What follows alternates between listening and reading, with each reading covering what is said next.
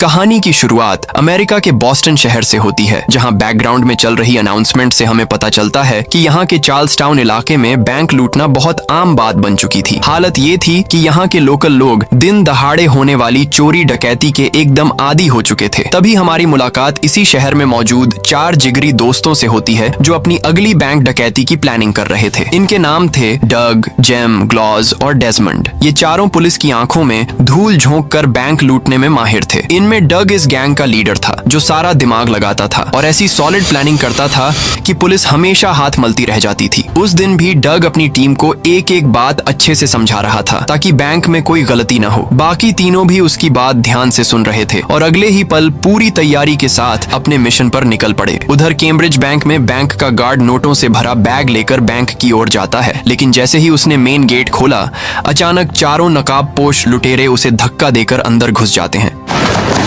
अंदर आते ही वे सब पर बंदूकें तान देते हैं और सबको शांत रहने को कहते हैं। उन्होंने बैंक के सभी लोगों और ग्राहकों को फर्श पर उल्टा लिटा दिया। कोई पुलिस को फोन न कर दे, इसलिए उन्होंने तुरंत सबके मोबाइल छीने और पानी के बड़े जार में फेंक दिए। इसके तुरंत बाद वे कैश काउंटर की ओर भागे और सारा पैसा समेटने लगे, लेकिन उन्हें इतने से तसल्ली नहीं हुई। इसलिए डग सीधे बैंक की असिस्टेंट मैनेजर क्लेयर के पास गया और गन पॉइंट पर उससे तिजोरी खुलवाई। अपनी जान बचाने के लिए क्लेयर ने तिजोरी खोल दी और इन लोगों ने वहां रखा सारा कैश भी साफ कर दिया। सबूत मिटाने के लिए उन्होंने बैंक के सीसीटीवी कैमरास की टेप्स और हार्ड ड्राइव्स भी उखाड़कर माइक्रोवेव में डाल दिया ताकि उनका कोई फिंगरप्रिंट या रिकॉर्डिंग न बचे। इसी हड़बड़ी के बीच डरी हुई क्लेयर ने चालाकी से अपने पैर से काउंटर के नीचे लगा साइलेंट इमरजेंसी अलार्म दबा दिया। हालांकि तब तक ये लोग सारा पैसा समेट चुके थे, लेकिन जेम को लगा कि यह होशियारी कैशियर की है, इसलिए गुस्से में आकर जेम ने उसे बड़ी ही बेरहमी से पीटना शुरू कर दिया और उसे अधमरा कर दिया। क्लेयर को अफसोस हुआ कि उसकी एक छोटी सी कोशिश की वजह से उस बेकसूर को इतनी मार खानी पड़ी। अब इनके सामने सबसे बड़ी चुनौती बाहर निकलने की थी, क्योंकि बाहर पुलिस के आने का पूरा खतरा था। इसी बीच क्लेयर की नजर अचानक जेम की गर्दन पर बने एक टैटू पर पड़ जाती है, लेकिन ये बात जेम को बिल्कुल भी पता नहीं थी। लेकिन जेम फिर भी क्लेयर को अपने साथ ले जाने लगता है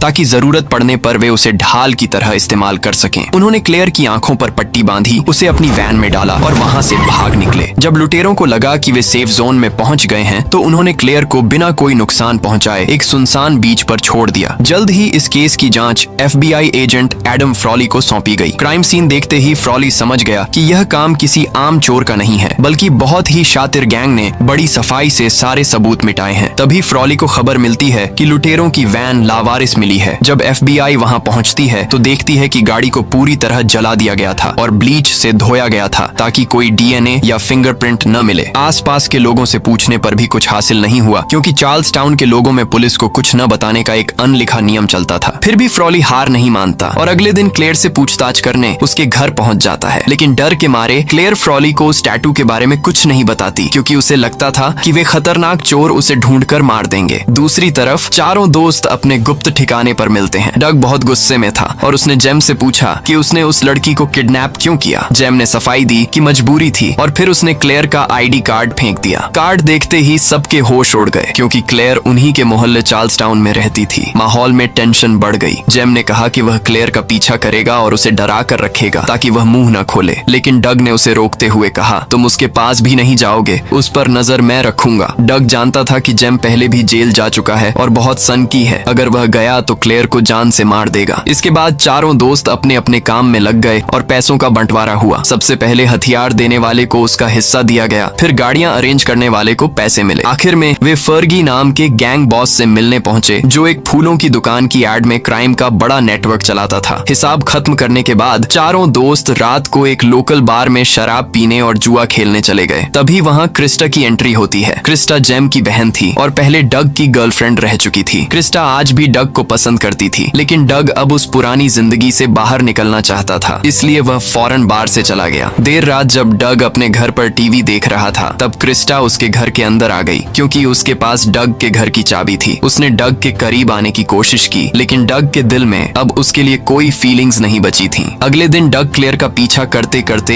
एक लॉन्ड्रोमैट पहुंच जाता है, जहां क्लेयर अपने कपड़े धो रही थी। डकैती के सदमे की वजह से क्लेयर वहां अकेले बैठकर रो रही थी। सही मौका देखकर डग एक अजनबी बनकर उसके पास जाता है और उसे चुप कराते हुए हिम्मत देता है। बातों ही बातों में डग उसे कॉफी के लिए पूछता है और क्लेयर मान जाती है। इसके बाद दोनों साथ में कॉफी पीते हैं और डिनर पर जाते हैं। डग अपनी असली पहचान छुपाने के लिए झूठ बोलता है कि वह एक कंस्ट्रक्शन वर्कर है और उसके पिता शहर से दूर रहते हैं, जबकि सच यह था कि उसका बाप जेल में बंद था। रात को सड़क पर टहलते वक्त क्लेयर कहती है कि लोग चार्ल्स टाउन के बारे में बोलते हैं कि वहां सिर्फ अपराधी रहते हैं। उसकी बातें सुनकर डग को यकीन हो जाता है कि क्लेयर बिल्कुल मासूम है और उसे जरा भी अंदाजा नहीं है कि डग ही वह लुटेरा है। इसी बीच FBI एजेंट फ्रॉली एक बार फिर क्लेयर से मिलता है और सवाल जवाब करता है, लेकिन क्लेयर का ध्यान अब डग की तरफ होने लगा था, इसलिए वह फ्रॉली की बातों को इग्नोर करने लगती है। धीरे धीरे डग और क्लेयर एक दूसरे के काफी करीब आ जाते हैं। एक दिन बातों बातों में क्लेयर बताती है कि वह FBI की जांच में मदद कर रही है। डग नॉर्मल बनने का नाटक करते हुए पूछता है कि क्या पुलिस को किसी पर शक है। तब क्लेयर एक बड़ा राज खोलती है, नहीं, लेकिन मैंने डकैती के वक्त एक चोर की गर्दन पर एक अजीब टैटू देखा था। मैंने FBI को यह बात इसलिए नहीं बताई क्योंकि मुझे डर है कि वे चोर मुझे ढूंढ कर मार देंगे। डग तुरंत उसे समझाता है, तुमने बिल्कुल सही किया, यह बात किसी को मत बताना और इसे अपने तक ही रखना। इसके बाद डग थोड़ा इमोशनल हो जाता है और क्लेयर को अपने पास्ट के बारे में बताता है कि जब वह 6 साल का था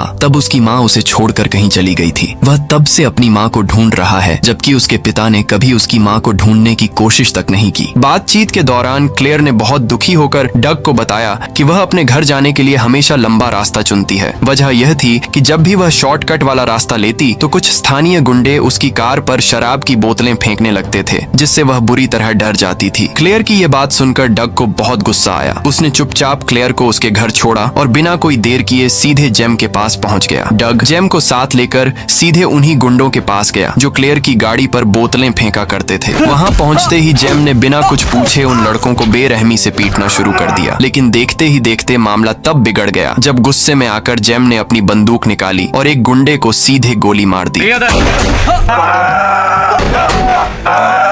जेम का यह खतरनाक और हिंसक रूप देखकर डग बुरी तरह डर गया और गहरी सोच में पड़ गया। दूसरी तरफ FBI एजेंट एडम फ्रॉली अपनी जांच आगे बढ़ाते हुए बैंक की सिक्योरिटी कंपनी के सभी कर्मचारियों की डिटेल्स चेक कर रहा था। छानबीन करते करते अचानक उसकी नजर डग की फाइलों पर पड़ी। फ्रॉली ने ध्यान दिया कि जिस जिस दिन आसपास के बैंक्स में डकैतियां हुई थीं, ठीक उन्हीं दिनों डग ने काम से छुट्टी ली हुई थी। यह इत्तेफाक देखते ही FBI का शक डग पर गहरा गया और वे उसके बाकी साथियों के रिकॉर्ड्स खंगालने लगे। जांच में उन्हें जल्द ही जेम का क्रिमिनल बैकग्राउंड भी मिल गया, जिसके बाद फ्रॉली ने बिना देर किए इस पूरे गैंग के पीछे अपनी सीक्रेट टीम लगा दी। इसी बीच डग अपने बाकी दोस्तों के साथ एक लोकल बार में पार्टी कर रहा था। दूर से नजर रख रही FBI की टीम ने इन सबको एक साथ देख लिया, जिससे उनका शक और पक्का हो गया। लेकिन कोर्ट में साबित करने के लिए अभी भी उनके पास कोई ठोस सबूत नहीं था, इसलिए फ्रॉली की टीम सिर्फ दूर से उनका पीछा करती रही। अगले दिन डग एक बार फिर क्लेयर से मिलने पहुंच जाता है, जहां वे दोनों बातें कर रहे थे। बातों बातों में क्लेयर ने आसमान की तरफ देखते हुए कहा, जब भी ऐसी कड़क धूप निकलती है मुझे उस दिन की याद आ जाती है जिस दिन मेरे भाई की मौत हुई थी। इतना कहकर वह उदास हो गई और वह चली गई। तभी अचानक जेम टहलता हुआ ठीक उसी बैंक के सामने आ पहुंचा। जेम को वहां देखकर डग के हाथ पांव फूल गए और वह घबराकर उसे वहां से भागने का इशारा करने लगा। डग ने दबी आवाज में उसे डांटते हुए कहा, तुम्हारा दिमाग खराब है क्या? लेकिन जेम नहीं माना और उसी पल क्लेयर बाहर आ गई। जेम ने नॉर्मल बनने का नाटक करते हुए क्लेयर से थोड़ी बातें की। इस दौरान डग किसी तरह चालाकी से जेम की गर्दन ढंककर टैटू को क्लेयर की नजर से छुपाने में कामयाब रहा। लेकिन जैसे ही वे अपने ठिकाने पर पहुंचे, जेम डग पर भड़क उठा। उसने चिल्लाते हुए कहा, तुम जिस लड़की के साथ घूम रहे हो वह हम सबको सीधे जेल भिजवा सकती है। ये बहुत ही खतरनाक काम है। डग ने बात संभालने की कोशिश करते हुए कहा कि ऐसा कुछ नहीं होगा, लेकिन जेम जिद करने लगा कि अब उन्हें अपनी अगली बड़ी डकैती की प्लानिंग शुरू करनी चाहिए। इस पर डग ने साफ मना कर दिया और कहा कि वे अभी अगली चोरी के लिए तैयार नहीं है। उसने यहाँ तक कह दिया कि अब उसे अपनी टीम पर भरोसा नहीं रहा और हो सकता है कि अगली डकैती में उसे कुछ नए लोगों को शामिल करना पड़े। ये सुनते ही जेम गुस्से में आ गया और बोला कि वे अपनी पुरानी टीम को ऐसे नहीं छोड़ सकते। जो भी होगा पुराने दोस्तों के साथ ही होगा। दोनों के बीच इस बात पर जमकर बहस हुई, लेकिन आखिरकार डग एक शर्त पर मान गया। उसने कहा कि यह उसकी आखिरी चोरी होगी और इसके बाद वह कभी कोई अपराध नहीं करेगा। अब इस बड़ी डकैती को अंजाम देने के लिए गिरोह ने अपनी तैयारी शुरू कर दी। पुलिस की फोरेंसिक टीम को बेवकूफ बनाने के लिए वे सबसे पहले एक नाई की दुकान पर गए और वहां से बहुत सारे कटे हुए बाल उठाकर ले आए ताकि क्राइम सीन पर नकली सबूत फैला सकें। इसके बाद उन्होंने अपने सारे हथियारों, सामान और गाड़ियों को ब्लीच से अच्छी तरह साफ किया ताकि कोई फिंगरप्रिंट न बचे। पूरी तैयारी के साथ वे अपने सबसे बड़े टारगेट यानी फेनवे पार्क स्टेडियम की तरफ निकल पड़े। वहां पहुंचते ही उन्होंने कैश से भरे एक बड़े ट्रक को रोका और गन पॉइंट पर गार्ड्स को बंधक बना लिया। अंदर जाकर वे फटाफट पैसा चुराने लगे और शुरुआत में सब कुछ प्लान के हिसाब से एकदम सही चल रहा था, लेकिन अचानक बाजी तब पलट गई जब एक बंधक गार्ड ने मौका देखकर चुपके से उनके एक साथी पर अपनी बंदूक तान दी। इससे लुटेरों में भगड़ मच गई और ऐन मौके पर पुलिस की गाड़ियां भी सायरन बजाते हुए वहां आ पहुंची। मामला बिगड़ता देख उन्होंने उस गार्ड को वहीं गोली मार दी। सारा कैश वैन में भरा और गोलियां चलाते हुए वहां से भाग निकले। पुलिस भी अपनी गाड़ियों के साथ उनके पीछे लग गई। रास्ते में कई गाड़ियां आपस में टकराकर क्रैश हो गईं, लेकिन इन लुटेरों को पुलिस से बचने का पूरा तजुर्बा था क्योंकि इनका चौथा साथी एक दूसरी गाड़ी लेकर आगे पहले से इंतजार कर रहा था। आगे जाकर लुटेरों ने अपनी पहली गाड़ी को सड़क के बीच में खड़ा करके पुलिस का रास्ता ब्लॉक कर दिया और तुरंत दूसरी गाड़ी में शिफ्ट होने लगे। इस बीच कुछ साथी पैसों के बैग्स ट्रांसफर कर रहे थे जबकि बाकी लोग पुलिस पर लगातार गोलियां बरसा रहे थे। जब तक पुलिस संभल पाती, ये चारों दूसरी वैन में बैठकर वहां से गायब हो चुके थे। FBI एजेंट फ्रॉली को जैसे ही इस मुठभेड़ की खबर मिली, उसने बिना एक सेकंड गंवाए शहर के सारे ब्रिज और रास्ते बंद करने का ऑर्डर दे दिया। लेकिन अफसोस, जब तक नाकाबंदी होती वे सब सेफ बाहर निकल चुके थे। फ्रॉली को अब पूरा यकीन हो चुका था कि यह डकैती इन्हीं चारों ने की है, लेकिन मौके से कोई सुराग या सबूत न मिलने की वजह से उसके हाथ खाली थे। फिर भी फ्रॉली ने डग और उसके साथियों को पकड़कर पूछताछ शुरू कर दी, लेकिन ये चारों बहुत चालाक थे। डग ने पहले ही सबको समझा रखा था कि पुलिस के सामने क्या बोलना है। पुलिस ऑफिसर घंटों उनसे सवाल पूछते रहे, लेकिन सबने एक ही रटा रटाया जवाब दिया, हमारा लॉयर आपसे बात करेगा और हमें चुप रहने का पूरा हक है। कोई सबूत न होने की वजह से पुलिस को मजबूरी में उन्हें छोड़ना पड़ा। जेल से बाहर आते ही डग का मन घबराने लगा और उसने क्लेयर से बात करने के लिए तुरंत बैंक में फोन मिलाया, लेकिन वहां से जो पता चला उसने डग के होश उड़ा दिए। उसे खबर मिली कि क्लेयर ने कुछ ही समय पहले बैंक की नौकरी छोड़ दी है। वह सीधे उससे मिलने पहुंचा। डग ने क्लेयर को एक कीमती डायमंड नेकलेस गिफ्ट किया और अपने प्यार का इजहार किया। उसने क्लेयर को बताया कि वह बहुत जल्द ये शहर छोड़कर हमेशा के लिए दूर जाने वाला है और चाहता है कि क्लेयर भी उसके साथ चले। क्लेयर भी डग से प्यार करने लगी थी, इसलिए उसने खुशी खुशी साथ चलने के लिए हाँ कर दी। लेकिन जैसे ही क्लेयर अपने घर पहुंची, वहाँ FBI एजेंट एडम फ्रॉली पहले से बैठा उसका इंतजार कर रहा था। वह चमकता हुआ डायमंड नेकलेस देखते ही फ्रॉली को शक हो गया। उसने क्लेयर से सीधे पूछा, तुम्हें पता भी है कि जिस डग से तुम प्यार करती हो वह असल में कौन है? इतना कहकर फ्रॉली ने डग की FBI फाइल क्लेयर के सामने रख दी और उसकी सारी डकैतियों और जुर्म का सच खोल कर रख दिया। इसी बीच जेम दौड़ता हुआ डग के पास आया और बोला कि गैंग बॉस फर्गी ने उन्हें एक और काम रॉबरी दिया है और उन्हें यह काम करना ही पड़ेगा। लेकिन डग ने साफ मना कर दिया और कहा, मैं यह काम नहीं कर सकता। मैंने तुमसे पहले ही कहा था कि वह मेरा आखिरी काम था। ये सुनते ही जेम गुस्से में भड़क गया और चिल्लाते हुए बोला, तुम एक लड़की के चक्कर में हम सारे भाइयों को छोड़ दोगे? तुम्हें याद भी है कि मैंने तुम्हारे लिए क्या किया था? वह मर्डर मैंने तुम्हारे लिए किया था और उसकी वजह से मुझे 9 साल जेल में रहना पड़ा। तुम तो यहाँ से आराम से चले जाओगे, लेकिन फर्गी हमारी जिंदगी नर्क बना देगा और मैं ये सब नहीं होने दूंगा। इतना कहकर जेम गुस्से में वहाँ से चला गया। मामला बिगड़ता देख डग खुद फर्गी के पास पहुंचा और बोला कि यह काम किसी और से करवा लो। लेकिन फर्गी यह काम किसी और को नहीं देना चाहता था क्योंकि वह जानता था कि इस गैंग का असली मास्टरमाइंड डग ही है और डग के बिना बाकी तीनों बेकार हैं। इसीलिए फर्गी डग को सीधे डराने और ब्लैकमेल करने लगा। उसने डग की माँ का कड़वा सच बताते हुए कहा, तुम्हारी माँ कहीं गायब नहीं हुई थी। जब तुम्हारा बाप जेल गया तो मुझे उस पर बहुत गुस्सा था, इसीलिए मैंने तुम्हारी माँ को ड्रग्स की लत लगा दी और एक दिन ओवरडोज से उसकी मौत हो गई। तुम हर जगह ये झूठी कहानी बनाते रहते हो कि तुम्हारी माँ कहीं चली गई। अब कान खोलकर सुन लो, अगर तुमने मेरी बात नहीं मानी तो मैं तुम्हारी इस नई गर्लफ्रेंड क्लेयर के साथ भी वही करूंगा। फर्गी के मुंह से अपनी माँ की मौत का सच सुनते ही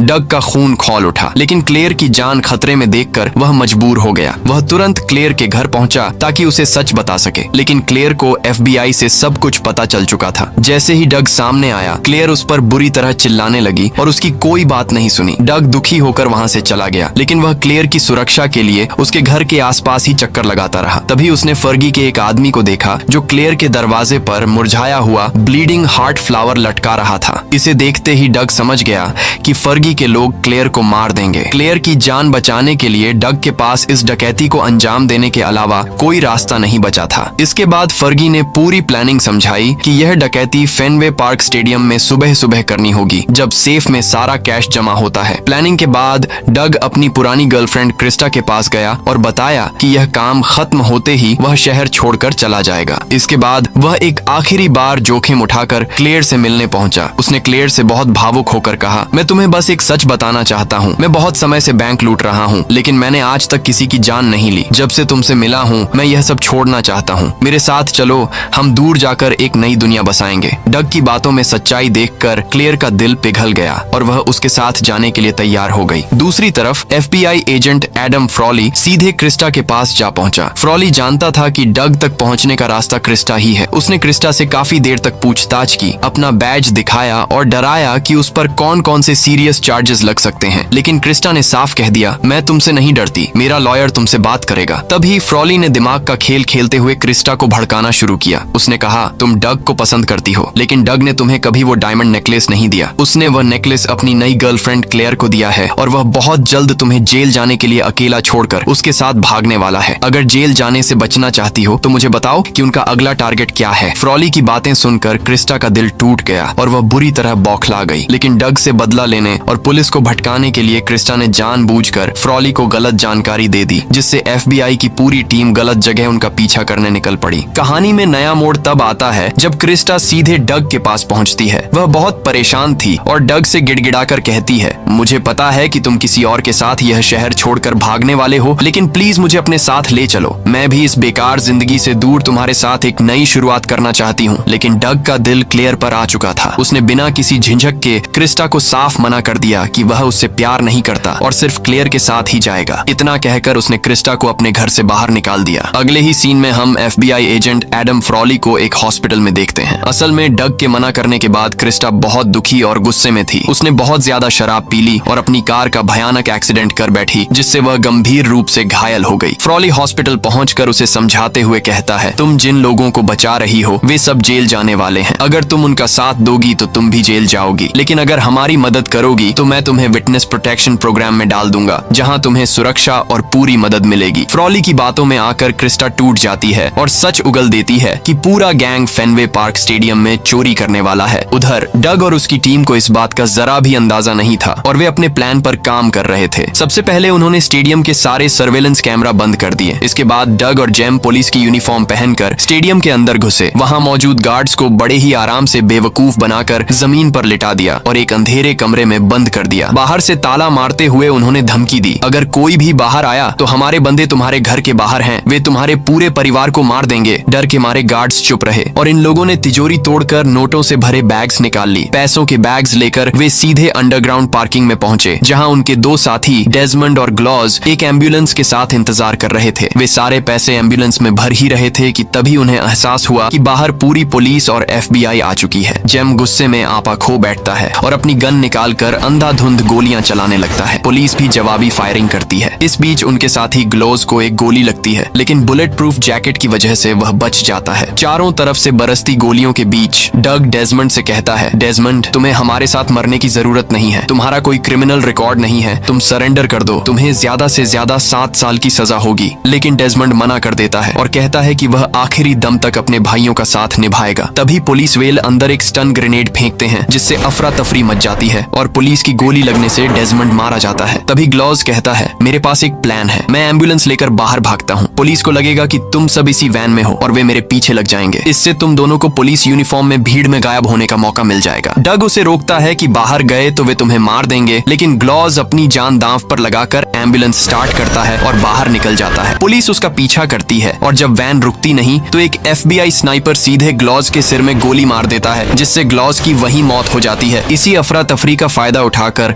डग और जेम पुलिस की यूनिफॉर्म में चुपके से बाहर निकल आते हैं। लेकिन जब एजेंट फ्रॉली एम्बुलेंस की तलाशी लेता है तो उसे समझ आ जाता है कि बाकी लोग वैन में नहीं थे। तभी एक पुलिस वाला बताता है कि चोरों ने पुलिस की यूनिफॉर्म पहन रखी थी। फ्रॉली तुरंत अलर्ट जारी कर देता है। तभी उसकी नजर जेम पर पड़ती है, जो पुलिस की यूनिफॉर्म में भारी बैग ले जा रहा था। फ्रॉली अपनी शॉटगन निकालकर जेम का पीछा करने लगता है। फ्रॉली जैसे ही जेम को नाम से पुकारता है, जेम भड़क जाता है और फायरिंग शुरू कर देता है। पुलिस वेल जेम को चारों तरफ से घेर लेते हैं और फ्रॉली उसके पैर में गोली मार देता है। घायल जेम कचरे के डिब्बे के पीछे छुप जाता है। डग दूर से यह सब देख रहा होता है। जेम को एहसास होता है कि उसकी गोलियां खत्म हो चुकी हैं और वह दोबारा जेल नहीं जाना चाहता, इसलिए वह जानबूझकर खाली गन लेकर पुलिस के सामने खड़ा हो जाता है